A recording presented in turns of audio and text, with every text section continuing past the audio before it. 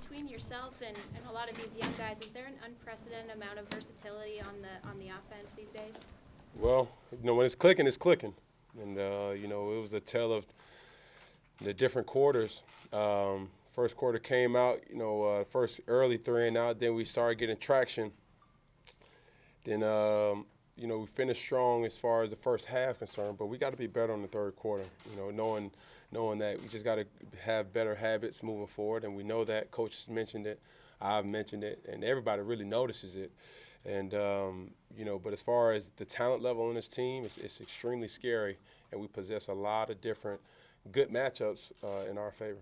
Yeah, Ryan Khalil said a lot of those like trick plays or whatever are actually your reads, and you should kind of deserve some of the credit for kind of setting everything up. How much fun is it for you to have that much control and be able to do those different things? Just doing my job. That's it. At the end of the day, we don't necessarily call them trick plays, because we work on them so much, and the way we execute them is just like any other play. It's just another thing for the defense to prepare for. We play against good defenses, and if we have those guys second guessing in the actual play and trying to find where the football is, then the success rate is high for us. Cam, the word that follows Curtis Samuel around a bit since you guys drafted him seems to be dynamic. And seeing that double reverse today, knowing he came in with two career touchdowns and he doubled it today, what do you see out of him? Well, I told him and Deniston, I said, I'm going to have a paddle on the field that I'm going to bring. It's going to have one side Deniston and the other side is going to have Cupid. And the reason I'm going to do that is because they are so talented that if they don't focus, they'll let an opportunity like we've had today slip away. And for them, it's just getting them the ball. They have to understand where their alignment is, what their assignment is.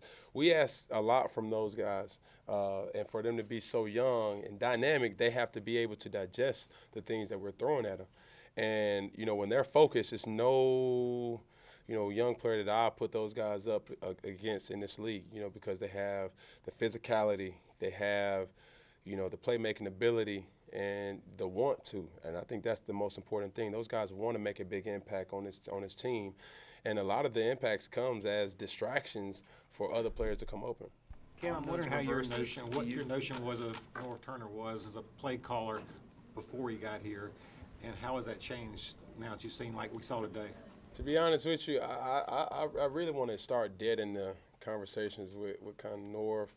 What we get. We're going into our 7th, 8th game. At the end of the day, if y'all don't know what y'all can see in them, I'm getting tired of talking about it. You know what I'm saying? Our relationship is good. It's extremely healthy. We mesh extremely good. And at the end of the day, I don't see none of that changing. So, as far as a play caller from him and myself, I'm the player, he's the coach, and anything that he's trying to implement in this offense, I'm all for it. Can you tell us what the collaboration sounds like, though, between you and him during a game, what you guys are talking about and that dynamic between you two? What's up, Coach? What's up, baby? How you feel? I feel all right, you know what I'm saying? It's going to be a good game today, all right? Stay focused, all right? Boom. Then when I score a touchdown, it's, oh, I love it. So that's him. How would you rate Christian's form on the hurdle? It's pretty solid. And then for him to keep his balance. I know we all seen that commercial with him and Jay Smooth, like the cat.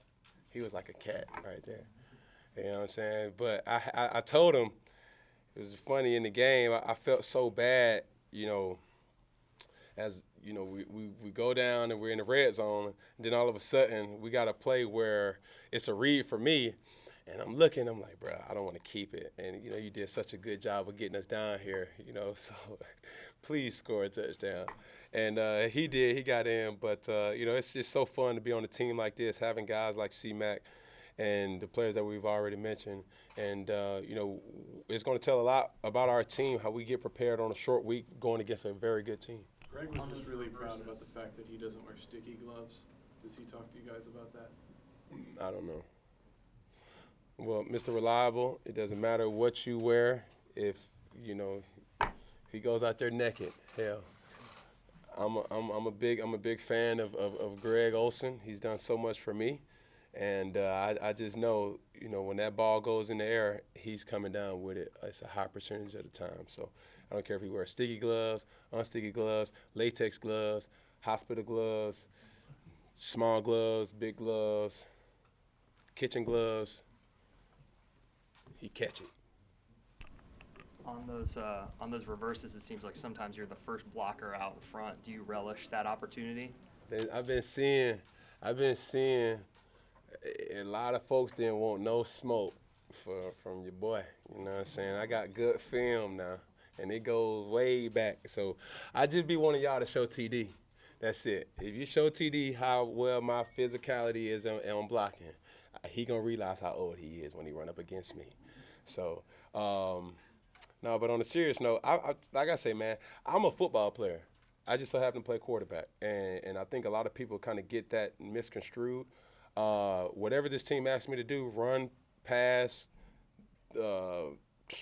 whatever, catch, block, I'm all for. I just want to win football games, and that's it. Lee gets cut to 7 there, and then you guys respond with a big touchdown drive. What was said in the huddle? What was kind of the feeling like before that drive? No panic.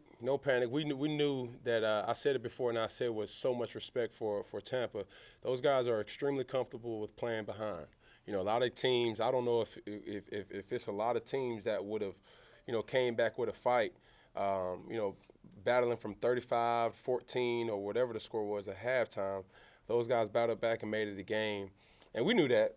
They had so much of that in their DNA as we prepare for those guys, knowing that they would never, kind of give up. They'd be resilient, and they're just one play away. But at the end of the day, we still had to find ways to put points up on the board and battle back. And like I always say, we just have to have great tactics and good things that we put on film, because we never know. That may have set up something later on in the year that we will be prepared for. Cam, what's the feeling like in the offensive room when you guys install a play like that double reverse where it seems like nobody's going to be able to stop it and you kind of have it in your back pocket? What's the overall vibe during that time? I really can't speak on a lot of people, but for me, I just look and see if the quarterback is involved in the receiving end of it. Like, straight up. It baffles me that I only have one reception, and I'm looking around at different quarterbacks in the league, and I can go toe-for-toe with athleticism, man. And I just ain't got no passes, man. I just want a rushing, passing, and a throwing touchdown. Who would be the best guy to throw you the ball? We got so many athletes. I know Fun, he going to look at this and be like, man, bro, I'm supposed to be throwing it. But I really think that accuracy-wise, it could be either C-Mac or I think Denniston can throw too. But I'd love to get one from Greg, though. Wouldn't that be sweet?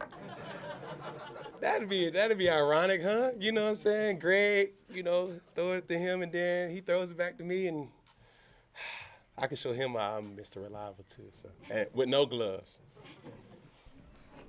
How would you assess the first half of the season now? It's good.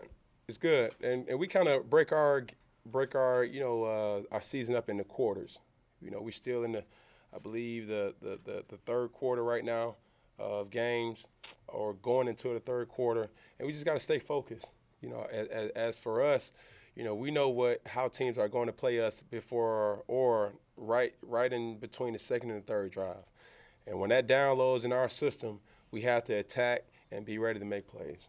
To see David Tepper wearing the hat yesterday, What was your reaction on his drip, I guess? Just ask that question one more time. I just like the way that sounded. Say it again. I couldn't hear you. How would you assess David Tepper's drip? Drip. Okay. All right. Well, first off, he was bold for doing it. I got to get my plug on, with his hat. There's a lot of things with the hat connoisseur. I kind of seen some flaws in his header, you know what I'm saying? But I was surprised. I like the color.